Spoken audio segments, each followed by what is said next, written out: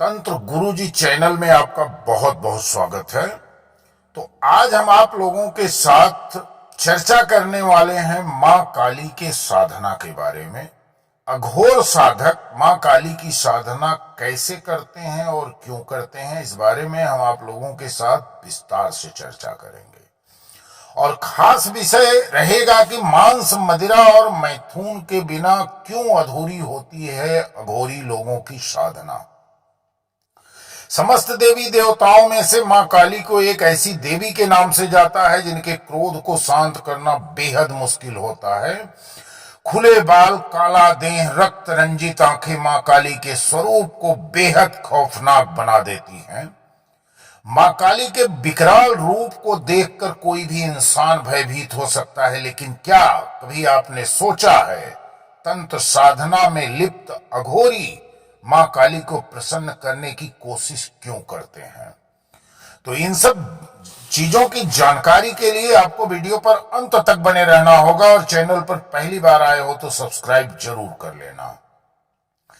शिव को रौद्र रूप दुनिया को दहशत में भर देती है, लेकिन मां काली के क्रोध को शांत करने के लिए स्वयं विनाश के देवता शिव को उनके पैरों के नीचे लेटना पड़ा था।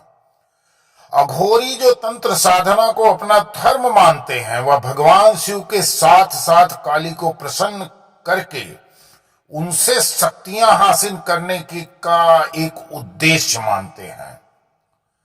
अघोरी जो तंत्र साधना में लिप्त हैं, वो बगैर मां काली के पूजा के उनकी साधना अधूरी मानी गई है।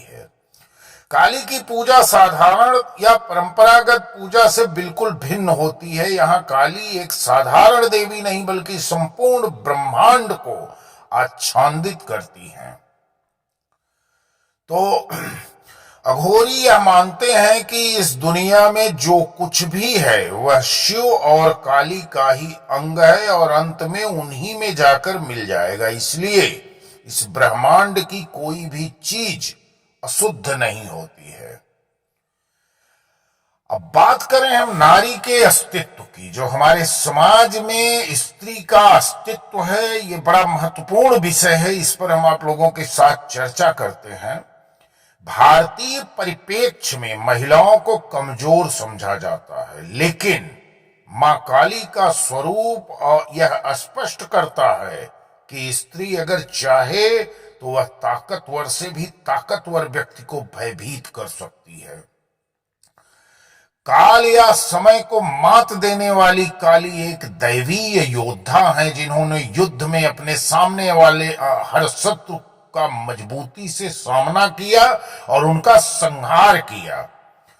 अघोरी शिव या महाकाली की पूजा के साथ साथ उनके स्त्री स्वरूप काली या मृत्यु की देवी की आराधना जरूर करते हैं। और मांस और मदिरा मैथुन का सेवन क्यों महत्वपूर्ण है? अन्य साधुओं के लिए मांस, मदिरा या शारीरिक संबंध जैसी चीजें पूरी तरह निषेध होती हैं, लेकिन अघोरी या तंत्र साधकों के द्वारा की जाने वाली आराधना की यह मुख्य शर्तें होती हैं।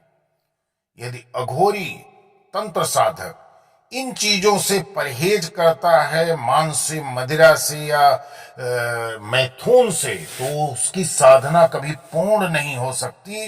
अघोरियों के दृष्टिकोण से मांस का सेवन यह साबित करता है कि सीमा शब्द उनके लिए मायने नहीं रखती है और सब कुछ एक ही धागे से बंधा हुआ है। इसलिए वे इंसान के मांस के साथ साथ उसके रक्त का भी सेवन करते हैं। और अघोरी साधक मांस, कच्चे मांस को उतने ही स्वाद के साथ खाएंगे जितना कि मिठाई खाते हैं। बहुत से अघोरी अपनी साधना पूरी करने के लिए मृत शरीर के साथ भी संभोग करते हैं और साथ ही स्वयं मदिरा का सेवन कर अपने आराध्य को भी वह अर्पण करते हैं, उसी मदिरा को। हिंदू धर्म के अंतर्गत 10 ऐसी देवी देवताएं हैं जो अघोरियों को पारलौकिक ताकतें प्रदान करती हैं। काली उन्हीं में से एक देवी हैं। अघोरी अपनी आराध्य मां काली की पूजा 3 स्वरूपों में करते हैं: भैरवी, बगुलामुखी और धूमवती। इसके अलावा भगवान शिव को वे भैरव, महाकाल और वीरभद्र के रूप में पूजते हैं। हिंगलाज माता अघोरियों की संरक्षक मानी जाती हैं। पौराणिक दस्तावेजों और मान्यताओं के अनुसार शक्ति के रूप में काली ही ब्रह्मांड को सुचारू रूप से चलाती हैं, यह अघोरियों का मानना होता है। तो अघोरी साधु काली की पूजा इसलिए भी करते हैं क्योंकि काली को मोक्ष प्रदान करने वाली भी माना जाता है। काली शब्द का उद्भव संस्कृत के काल अर्थात समय से हुआ है, जिसका अर्थ है मां काली समय को अपने नियंत्रण में रख सकती हैं और अपने भक्तों की रक्षा कर सकती हैं। मानव शरीर में कुंडली जागृत करने के लिए, सभी चक्रों को अपने नियंत्रण में करने के लिए भी काली पूजा महत्वपूर्ण मानी जाती है। तो दोस्तों, वीडियो को समाप्त कर रहा हूं। एक लाइक, एक कमेंट जरूर करना और चैनल पर पहली बार आए हैं तो चैनल को सब्सक्राइब करके घंटी की बटन दबाइए ताकि हमारे सभी वीडियो आपको मिले। और निवेदन आप लोगों से यही हमारा रहेगा कि कभी भी तांत्रिक साधना करने से पहले एक बात का विशेष ख्याल रखना कि किसी जानकार गुरु के सानिध्य में ही ये साधना को संपन्न करनी चाहिए, अन्यथा ये बड़ा अनर्थकारी होता है, विनाशकारी होता है।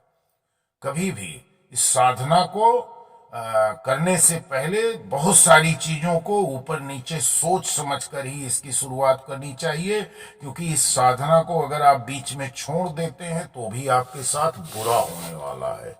इस साधना को यदि आप शुरू कर रहे हैं तो इस साधना का अंत आपको जरूर करना है, और इस साधना में छोटी सी गलती अंत बड़ा दुखदाई बना देती है। इसके लिए योग्य गुरु के सानिध्य में इस साधना को शुरुआत करिए, और जब तक अंत नहीं हो जाता है इस साधना को, आप पूरी तरह से पूर्ण नहीं कर लेते हैं, तब तक आप हमेशा गुरु के चरणों में बने रहें।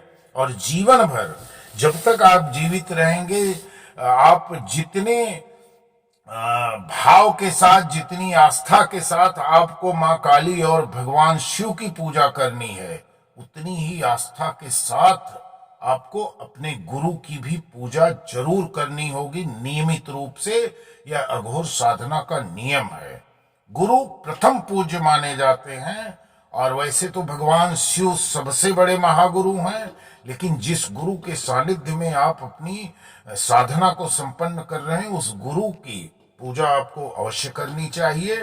और गुरु का आशीर्वाद अगर आपको मिलता रहा तो आप जीवन भर इस साधना से सफलता प्राप्त करते रहेंगे। जीवन में आपको कभी किसी परेशानी का, क्योंकि सामाजिक जीवन में रहकर भी लोग अघोर तांत्रिक साधना सिद्ध करते हैं। ऐसा नहीं है कि जो शमशान में बैठे हैं वही करते हैं। सामाजिक जीवन में रहकर परिवार वाले, बीवी बच्चे वाले लोग भी इस साधना को कर सकते हैं, लेकिन गुरु का होना बहुत जरूरी है। धन्यवाद। जय मां भद्रकाली।